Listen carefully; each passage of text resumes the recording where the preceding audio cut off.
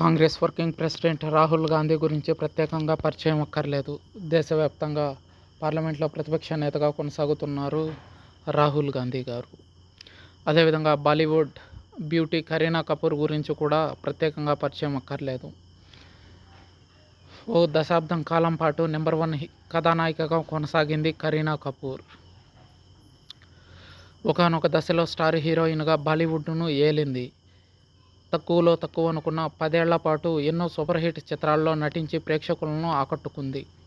తనకన్నా వయసులో చాలా పెద్దవాడైన సైఫ్ అలీ ఖాన్ను వివాహం చేసుకుని అప్పట్లో హాట్ టాపిక్ అయింది కరీనా కపూర్. తాజాగా కరీనా కపూర్కు సంబంధించిన ఓ వీడియో వైరల్గా మారింది. ఈ అమ్మడు చేసిన కామెంట్స్ ఇప్పుడు సోషల్ మీడియాలో వైరల్గా మారాయి. తనకు రాహుల్ గాంధీతో డేటింగ్ చేయాలని ఉంది అంటూ ఆమె చేసిన వ్యాఖ్యలు ఇప్పుడు నెట్టింట వైరల్గా మారాయి. సాధారణంగా హీరోయిన్లు స్టార్ హీరోలతో డేటింగ్ చేయాలనుకుంటారు. అయితే కరీనా కపూర్ మాత్రం అందుకు భిన్నంగా చెప్పి అందరినీ షాకుకి గురి చేసింది. కాంగ్రెస్ అధినేత రాహుల్ గాంధీతో డేటింగ్ చేయాలనే కోరికను ఆమె వ్యక్తం చేశారు. కానీ ఇది ఇటీవల ఇంటర్వ్యూ కాదు. జబ్ వీ మోట్ ప్రమోషన్ సందర్భంగా ఆమె ఇచ్చిన స్టేట్మెంట్ ఇది.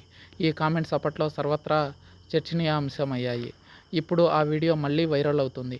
కరీనా కపూర్ ప్రస్తుతం సైఫ్ అలీ ఖాన్ను పెళ్లి చేసుకుని హ్యాపీగా జీవిస్తున్నారు. కరీనా కపూర్ జబ్ వీ మోట్ ప్రమోషన్స్లో పాల్గొంది. ఇందుకోసం సిమి నిర్వహించిన టాక్ షోలో పాల్గొంది ఆమె. కరీనాను మీరు ఎవరితో డేటింగ్ చేయాలని అనుకుంటున్నారు అన్న ప్రశ్నకు ఆమె నేరుగా రాహుల్ గాంధీ పేరును చెప్పింది. రాహుల్ గాంధీ పేరు చెప్పేటప్పుడు కరీనా కాస్త కంగారు పడింది. కరీనా కపూర్ మాట్లాడుతూ ఆయన పేరు చెప్తే వివాదం వస్తుందని చెప్తూనే రాహుల్ గాంధీ డేటింగ్ చేయాలని ఉంది అంటూ చెప్పారు. బహుశా ఈ కామెంట్స్తో వివాదం రావచ్చునని కరీనా కపూర్ చెప్పుకొచ్చింది ముందే. కరీనా కామెంట్స్తో చాలామంది ఆశ్చర్యపోయారు. ఈ వీడియో ఇప్పుడు మరోసారి వైరల్ అవుతుంది. దీనిపై అభిమానులు రకరకాలుగా కామెంట్స్ చేస్తున్నారు. ఆ సమయంలో రాహుల్ గాంధీ చాలా అందంగా ఉండేవారు. మీరు చెప్పిన దాంట్లో తప్పు లేదని కొందరు కామెంట్స్ చేస్తున్నారు. కరీనా కపూర్ నటించిన క్రూ ఇటీవల విడుదలై ప్రశంసలు అందుకుంది. యష్ నటిస్తున్న టాక్సిక్ చిత్రంలో ఆమె నటిస్తుందని టాక్ వినిపిస్తుంది. అఫీషియల్గా అయితే ఎలాంటి అనౌన్స్మెంటు లేదు.